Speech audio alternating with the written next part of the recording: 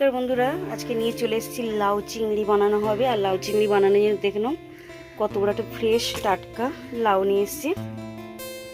বন্ধুরা, সকল বন্ধুকে স্বাগত জানাই। ছোট্ট একটা মিনি ব্লগ নিয়ে চলে এসেছি। লাউ চিংড়ি বানানো হবে। লাউটাকে সিদ্ধ করে নিয়েছি ভালোভাবে।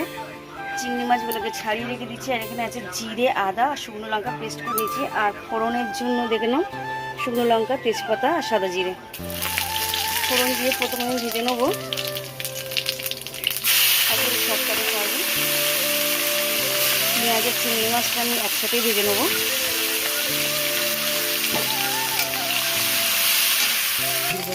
সব রকম দেখো চিংড়ি মাছ, পেঁয়াজ ভালোভাবে ভাজা গেছে। বাকি মশলাগুলো দিয়ে দিয়েছি। একটু নাড়াচাড়া করে দিয়ে দেবো লাউ। মশলা কষানো হয়ে গেছে, দিয়ে দিচ্ছি লাউ আর দিয়ে দিচ্ছি স্বাদ মতন চিংড়ি দিয়ে দিয়েছি। লাউ চিংড়ি কমপ্লিট হয়ে গেছে।